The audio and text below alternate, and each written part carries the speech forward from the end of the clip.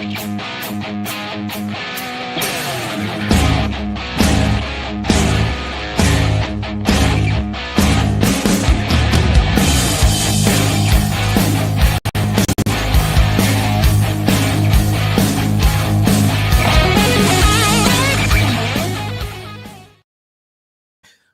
into the Solo Shhot Sports Podcast. I'm your host, Dom Manna. Happy Solo Shhot Saturday, everyone. It's been quite the week to be on baseball Twitter. It's been quite the week to be a fan of any team but the Dodgers, because you would think that the Dodgers are breaking a bunch of rules, that the Dodgers are, Satan's spawn, that they are just the worst of the worst, that they are, bending rules and cheating systems and smacking babies, with the way people are talking about them. Because after the big time signing last week that we talked about with Roki Sasaki, the Rookie of the Year, going to LA, where, frankly, I was not surprised that he chose to go there. All money was equal with him coming over as early as he did. And you get to play with Yamamoto and Ohtani on one of the best teams in Major League Baseball. It's pretty hard to pass that up as a Japanese star. Now, in the coming days, the Dodgers have said, hey, if other teams aren't going to move in on this reliever market, we could use some bullpen help. Daniel Hudson retired. We've had some injuries back there. Let's bring in, two 2024 All-Stars in Kirby Yates on a 1-year deal and signing Tanner Scott to a 4-year contract, $92 million.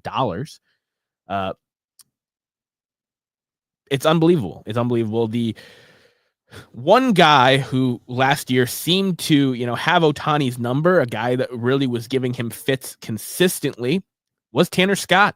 In all those Dodgers-Padres matchups, Tanner Scott was not necessarily shutting down Ohtani, but limiting him successfully, repeated times. So if you can't beat him, make him on your team, join him. And Tanner Scott signs 4 years, $92 million. They announced that the other day.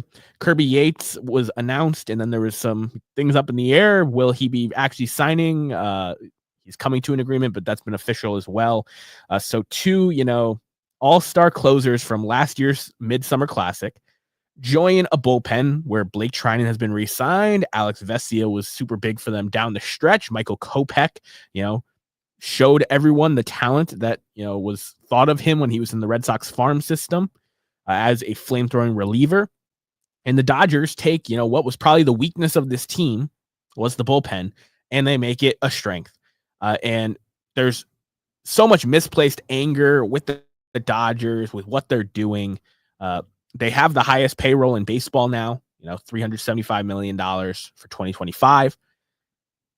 But there's plenty of other teams that, if they wanted to, could spend, $350+ million and soak up a bunch of these all-star caliber players that are available.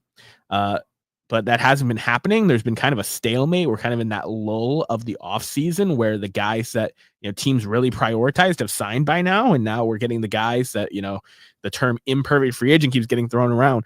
But the guys that, are, not on the top of everyone's boards, but they're still impact players. Tanner Scott, had an amazing 2024. In his career, he's been very up and down. But he might have unlocked something in 2024 to be worth a 4-year deal. Now, 4-year deals with relievers are a little risky. Kirby Yates, coming off, a career year in some aspects, his best step certainly since he'd been to San Diego, and he's 39 years old, but a guy who, might be the Dodgers closer to start the year, because then you can have Blake Treinen and Tanner Scott, two guys who are essentially, the best right-hand, left-hand duo in any bullpen right now. And you can deploy them in high leverage situations in the 6th and the 7th and the 8th. They can both save games as well in the 9th. But I think Kirby Yates, and no one is talking about it this way, but I have a feeling that Kirby Yates might start the season as the closer in LA. And then Dave Roberts will be able to just deploy Treinen and Scott wherever he wants against whatever part of the lineup he wants. And have Kirby Yates, a guy who's saved plenty of games in his career, knows how to pitch the 9th inning, can thrive in that role. But it's an embarrassment of riches. There's no denying that. But the hate is so misplaced because what these fan bases should really be doing is looking in the mirror, pointing at the direction of their favorite ball club, and asking, Tanner Scott's been available all off season. Why did it take till the end of January for someone to offer him a deal? He was looked at as the top free agent on the market. Kirby Yates is coming off a ridiculous season, a guy who knows how to pitch in the big leagues, a guy who would be a great veteran addition to any bullpen, whether you bring him in to close or not. Why was he still available for a, very reasonable price?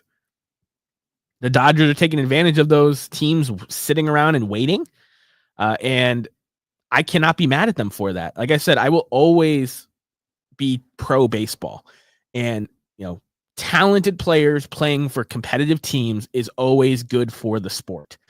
So the Dodgers can sign all the 2024 All-Stars that they want. I'm not going to get mad about it. And I think the hate's very misplaced. I think that there's plenty of other teams in Major League Baseball that are, playoff teams or on that playoff bubble that are just, standing still, not making a lot of moves. And it's a shame. It's a shame for Major League Baseball. It's a shame for these ownership groups. There was one owner who explicitly said during his team's winter program that was going on that his number one goal is to profit, is to get to that break even point and get into the black.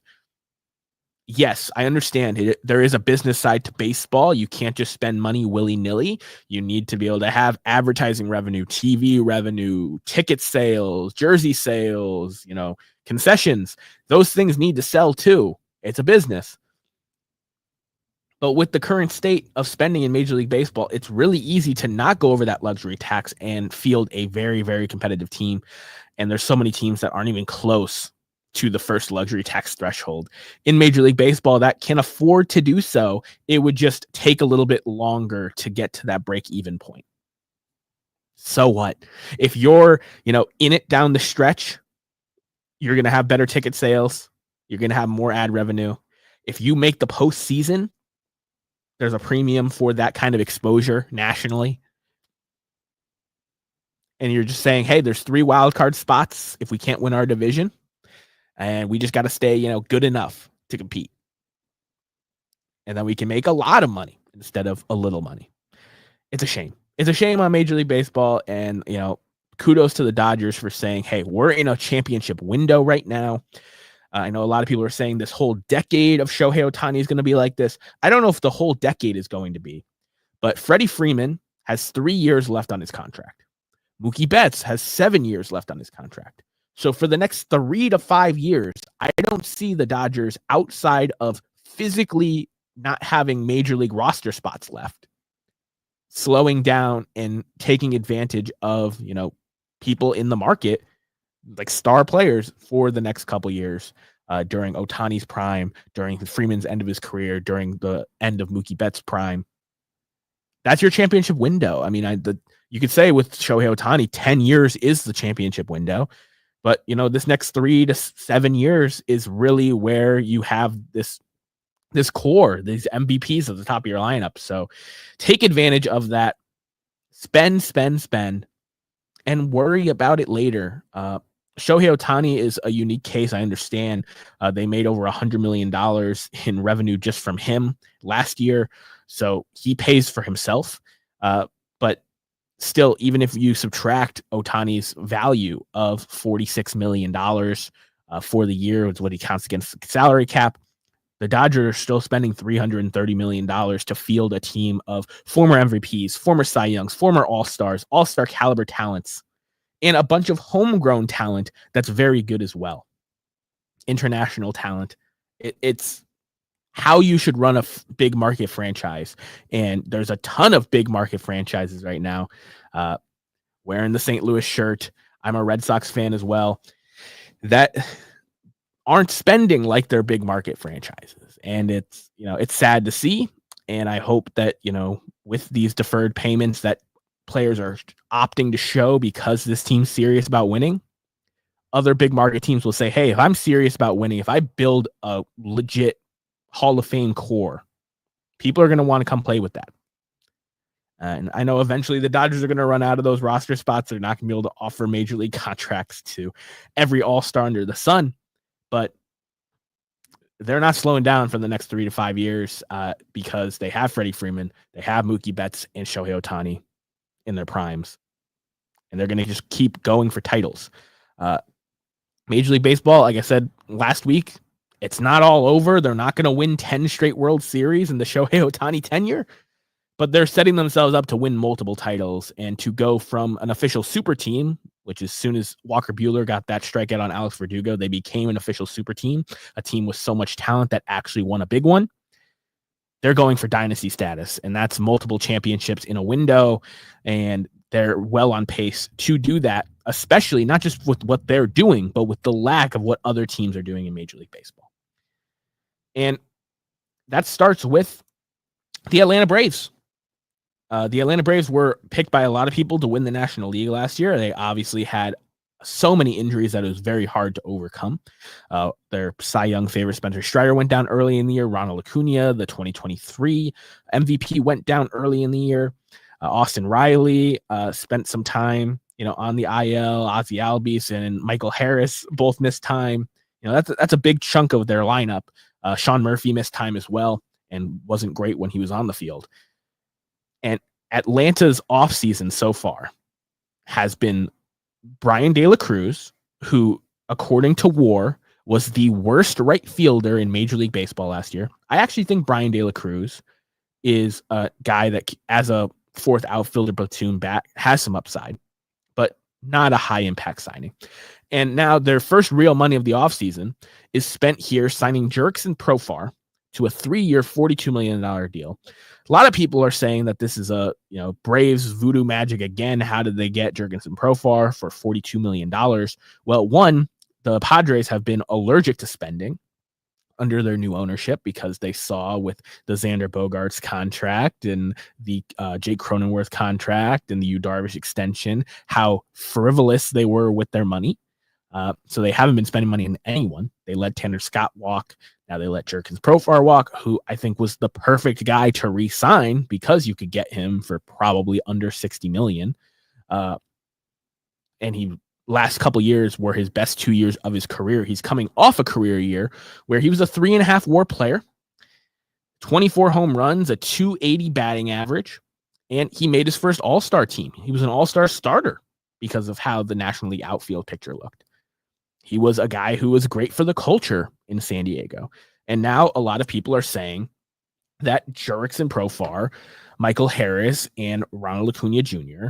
gives the Braves one of the best outfields in all of Major League Baseball. And on paper, potentially, yes, that could end up being one of the best outfields in Major League Baseball. It's not going to be the best defensive outfield in Major League Baseball. Jurickson Profar is a, career utility man who plays a below average left field.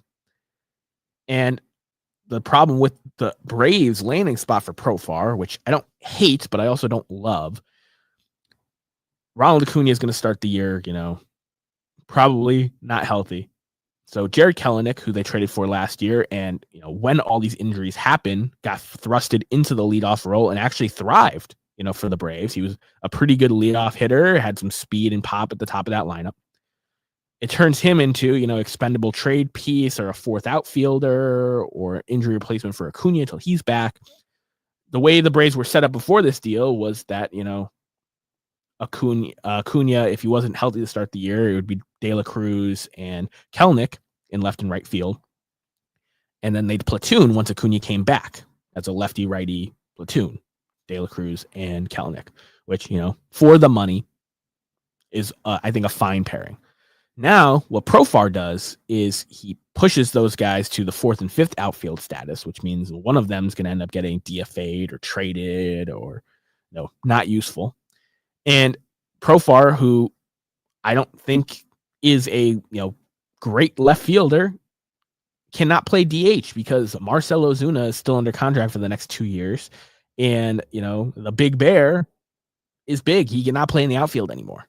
So they kind of have roster locked themselves a little bit there in making a move. And I know I'm talking about these teams not spending money. The Braves did spend money on this one player. I just don't think he's necessarily the steal of the offseason that some people are trying to make it out to be. He's coming off a career year.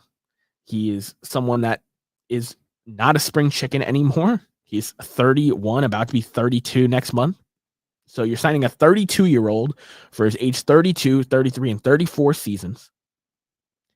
A guy who's a subpar defender, and you don't have an open DH spot. That's the move of your offseason so far. And, they made a move. An all-star got brought in. But is he the all-star the Braves should have went and got when they could use another starting pitcher or two? Outside of Iglesias, the back of that bullpen could use some help. They just lost A.J. Minter. And they're spending money on Jurickson Profar to potentially block, Jared Kelenic, who they traded for last offseason, from being able to play every day after, showing some promise. Once everyone else went down, he got moved up in the order. Jurickson Profar, he was a great story last year. I was happy he made the All-Star team, deservingly so. It was a big impact in the Padres clubhouse. I think it was a mistake for the Padres to let him walk. I think that was the perfect place for him to play. We'll see how he does down in Truist in Atlanta. But this kind of brings up a bigger point, and that it's outside of a couple teams, the Dodgers, the Yankees, the Phillies. We're seeing, the Mets. We're seeing the other 26 teams in Major League Baseball kind of having a mid-off right now. And to explain, mid is just like, all right, fine. It's middle of the road. And a lot of teams are seeing with the new playoff structure how, an 84, 85, 86 win team can get a wild card spot and potentially go to the World Series like the Diamondbacks did back in 2023.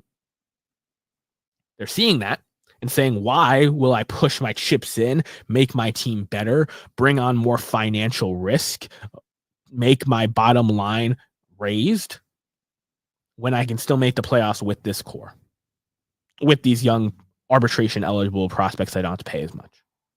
Why would I push the chips in and fill a need on my roster? Sign an Alex Bregman, sign a Pete Alonso.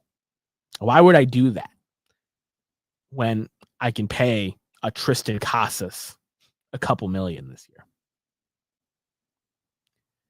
I don't get it. I think it's bad for the game that there's so many people in these analytical front offices that are, worried about the bottom line and the dollars and the war over, selling tickets, selling jerseys, bringing in stars that help impact not only, the image of your team, but the actual clubhouse being impacted by having veteran leadership, having guys that have made all-star games, been on playoff runs before, showed up in these big moments, adding them to young teams like the Detroit Tigers, who have been linked to Bregman but have not reached his number. Why would you not bring in an Alex Bregman to help, lift the tides of all these young players on your team that just made the playoffs last year? Well, we didn't spend a lot of money last year and we made the playoffs. We could do that again. Have our profits be really good. And it's happening across the league. I mean, people are praising the Angels and the Athletics for spending money. Part of the reason they're doing that is so they don't get in trouble with Major League Baseball for not spending money. And the other part of the reason is they're seeing how mid the rest of the league is. And they're like, if we just improve our team a little bit, don't spend crazy money, but a little bit, we can make a wild card spot. And now teams are shooting for that instead of trying to win their divisions, instead of trying to put the best product on the field for 162 games. They're just trying to be good enough to be in it. And it's a poison throughout the entire league. And you see these four big market teams taking advantage of that fact. They're going out and signing the big names, making the trades with these middle of the road teams for their stars that they don't want to pay, the Devin Williams of the world. It's happening. And, there's plenty of other teams in that 26 that have big market status, that have money in their ownership groups, and they're just refusing to spend it. And this mid-off is going to be really interesting in Major League Baseball because right now the luxury tax thresholds and tiers have been in place for a while, and teams are staying so far away from it that there's been a lot of rumors about there being a salary cap floor, a minimum you have to spend if you want to own a major league franchise. Now, does that mean you give $10 million to Jose Leclerc?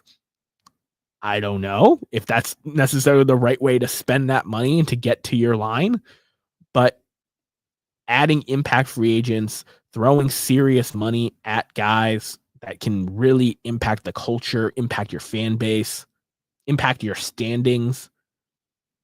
It's not happening like it used to. They're trying to wait out these players that they see as imperfect free agents and trying to get them for pennies on the dollars, trying to get them to sign the Matt Chapmans, like 2-year deals or 3-year deals with an opt-out after the first year. So they're a glorified 1-year deal for guys that in years past would get 3 to 5 year deals, all guaranteed easily.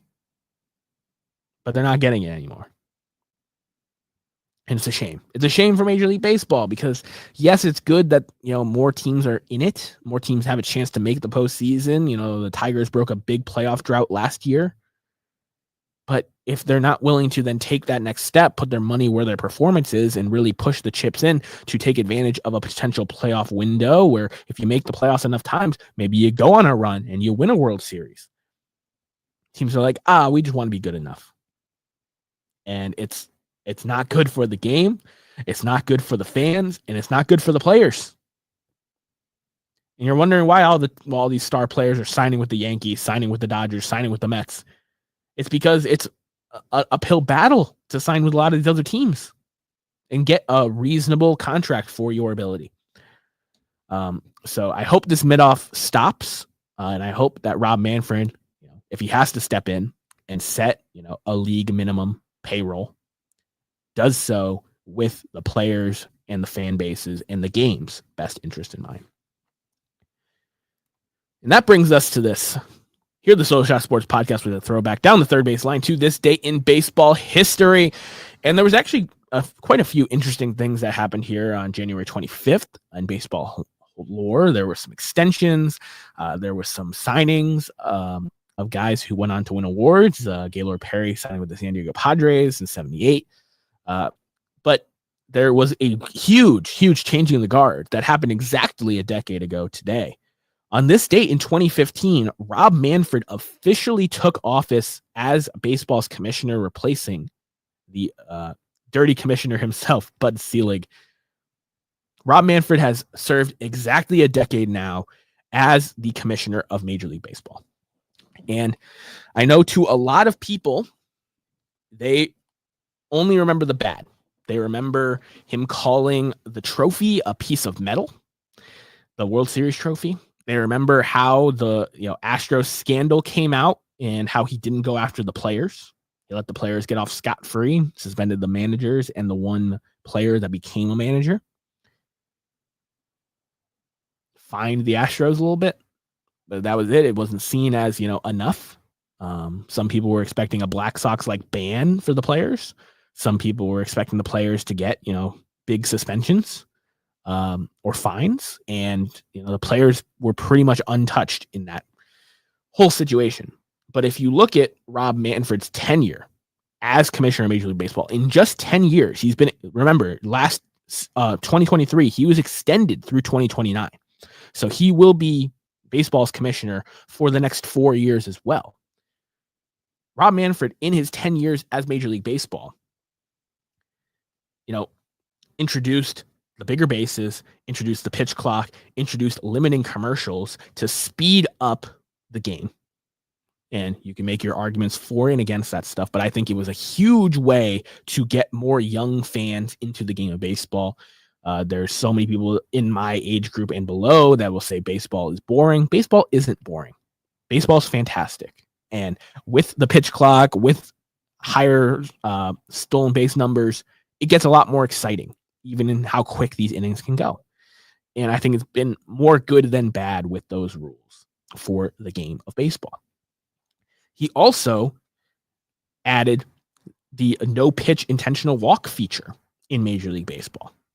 Now, that was in 2017. And I think that was a very underrated thing added to the game. In an era where pitchers can't go so deep into games, where a lot of pitchers are on a pitch count, being able to do a no pitch intentional walk does remove the chance for errors and for, a situation where Miguel Cabrera was getting intentionally walked and he hit the ball because it was enough over the plate. It eliminates those kind of fun things, but for the most part, it's, speeding up the game and it's, pro for the pitchers. They're not throwing pitches. The guys are just taking first and, nobody is in danger of, getting hurt or having an error, any of those things. The other great thing that he's done is implemented the universal DH in baseball, something that I've been crying out for since I started watching the game. And I understand the history of the game. I understand, pitchers used to hit and that used to be the whole thing. But in 1973, the Yankees were the first team to try the designated hitter, and it became a staple of the American League. And throughout its tenure, since 1973 to present, there have been so many great seasons by DHs, so many impactful things because an actual professional hitter was in that spot as opposed to a pitcher or a bullpen arm in the later innings of a game having to take an at bat. It's such a great thing for the game. Chicks dig the long ball. Everybody loves offense, but you're trotting out pitchers there that are hitting. They're all hitting below the Mendoza line, and a lot of them are hitting under 100. So that was a huge move by Rob Manfred.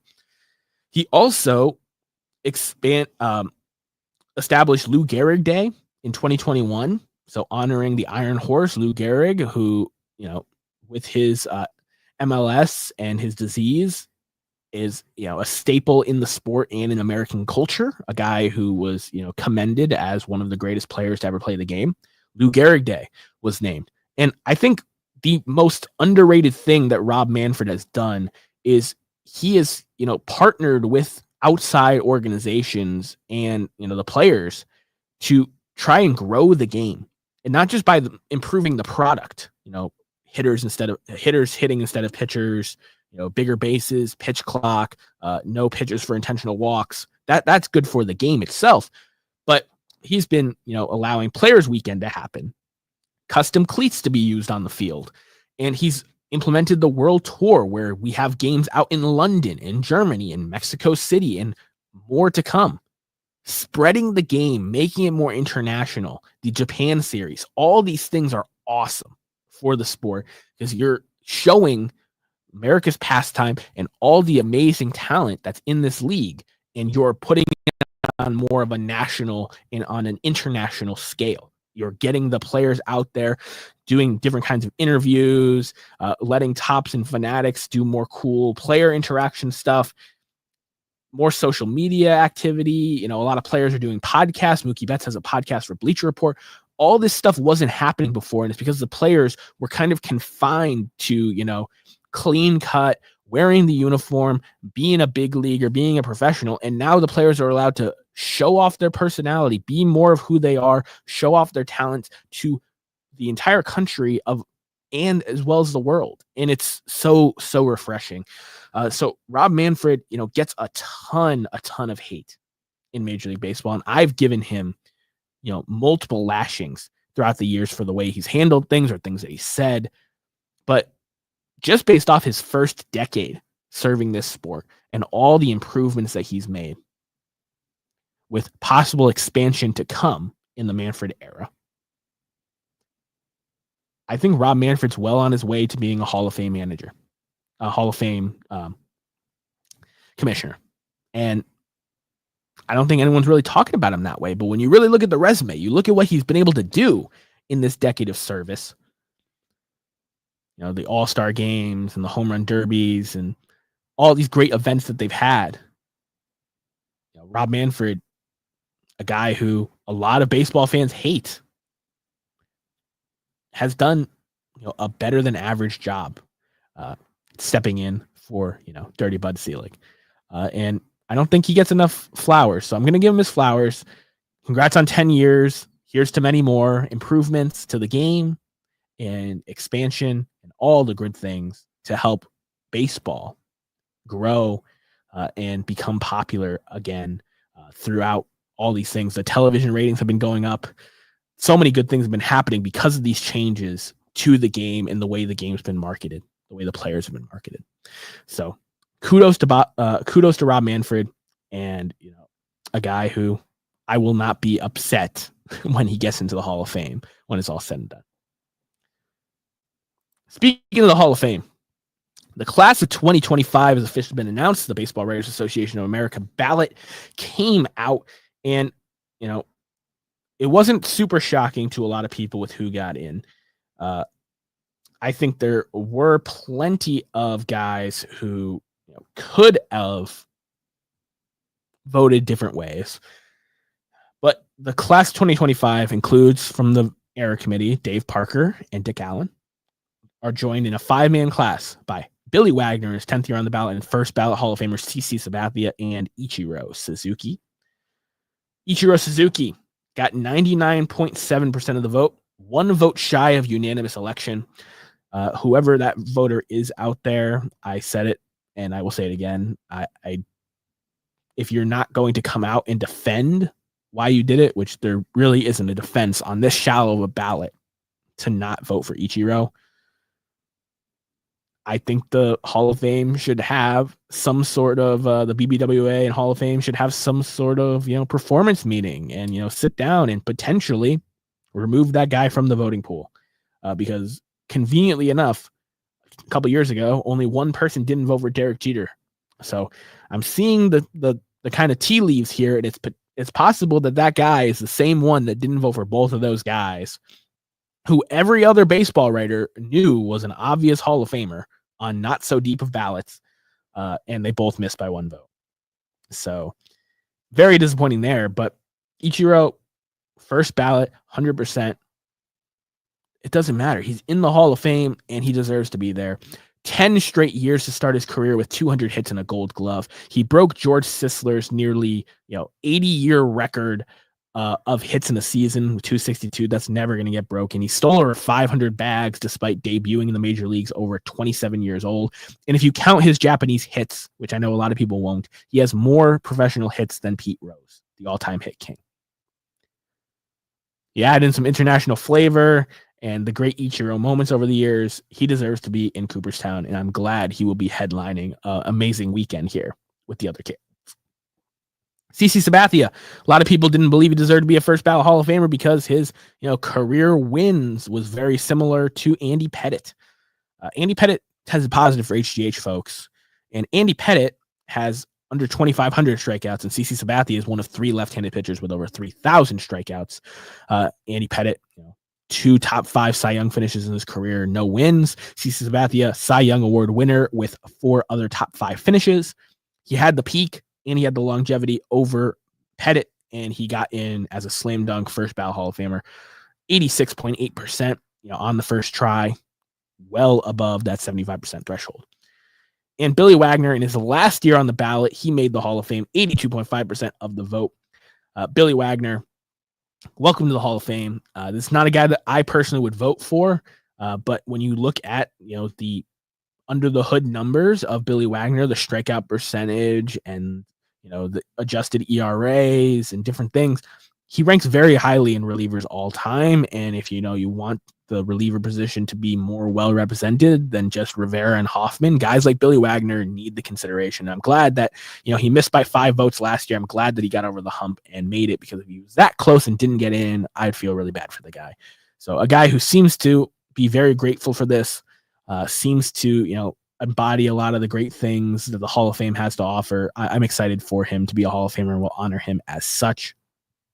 Next closest was Carlos Beltran, 70.3% of the vote. I thought he was going to get there. He was trending really well, but it's looking like next year for Carlos Beltran, a guy who, in his third ballot, the kind of shadow of the trash can scandal, where because he wasn't an active player, was suspended, he was a scapegoat. still has some voters, I think, holding that against him, but he looks very, very set up to be in the class of 2026. Andrew Jones only got 66.6% of the vote. Not where I wanted him to be. I thought he was going to, be 68, 69, 70, and Beltran was going to get in. So Jones didn't take as much of a leap as you would have hoped for him. I was predicting 2026. He might still get there, but he's going to have to do a lot more work to get that, 9% that he needs to jump. When the last couple years, he's jumped by under 5% each year. Chase Utley was the next closest at 39.8% of the vote. Chase Utley is someone that I would not vote for the Hall of Fame. I understand his 5-year peak at second base is very impressive. He was a great player in his time, but he did not, keep that peak up.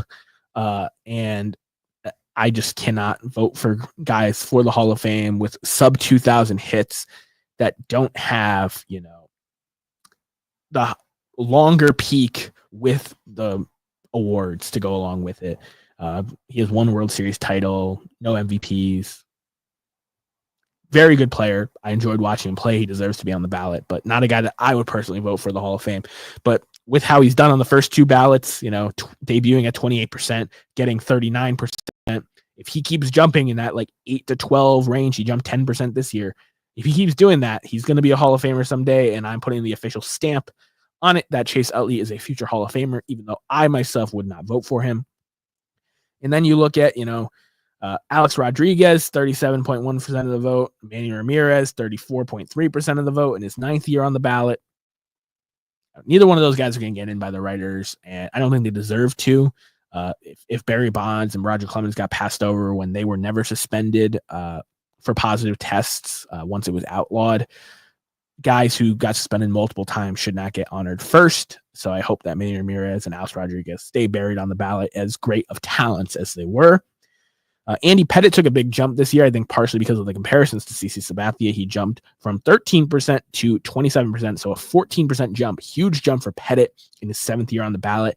Will he get enough support with the HGH suspension to get elected and make that 50% jump he needs to in the next 3 years? I don't think so, but a nice jump for him. Felix Hernandez debuted at 20.6% of the vote. Very strong start for King Felix, as a guy who I absolutely loved watching growing up and think he had a, beginning to a Hall of Fame career. He just didn't pitch well enough in his 30s to get there. In my opinion, Bobby Abreu jumped up to 19.5%, a guy that I think is criminally underrated in his 6th year on the ballot. I don't think he's going to get elected, but I hope he can get up to 50% by the time he's done. Jimmy Rollins, 18%, a little bump for him, partially because of Utley's support, I believe. Vizquel, 17% of the vote. The character clause is being used against him in the only way I haven't been able to argue so far with the Hall of Fame. Dustin Pedroia debuted at 11.9%. Mark Burley, at 11%. K-Rod got to 10% of the vote. David Wright hung on with 8.1% of the vote. And to my chagrin, I'm very, very happy about this. Torrey Hunter survived, people. He had on the tracker with over 40% of the votes in, less than 2% of the vote. And usually you drop from where you're at on the tracker. Torrey Hunter finished with 5.1% of the vote. And I just listed everyone else who didn't fall off the ballot. Everyone else. Torrey Hunter is closer to the Hall of Fame than half of those names that I just said. 350 career home runs, well over 2,000 hits, 9 gold gloves, over 50 WAR. He was a great, great player that doesn't deserve to be on fringe, doesn't deserve to be finishing way behind the Chase Utleys and Jimmy Rollins and David Wrights of the world. He deserves to stay on the ballot all 10 years, well above the 5% threshold. So I hope people see how close he was to falling off last year, relook at his numbers, and realize that he's closer to the Hall of Fame than a lot of the guys that are being checked off. Torrey Hunter, absolutely criminal that he was going to fall off the ballot, and I hope it doesn't happen. I appreciate each and every one of you for spending your Solo Shhot Saturday with me. Again, congratulations to the Hall of Fame class of 2025. Dave Parker, Dick Allen, Ichiro Suzuki, CC Sabathia, and Billy Wagner. I can't wait to see their Hall of Fame speeches in Cooperstown this summer. For those of you that enjoyed the program, make sure you give this video a like. Make sure you subscribe to the channel if you haven't already, and share this show with someone in your life who loves this game as much as we do. I'll see you guys next Solo Shhot Saturday. Peace.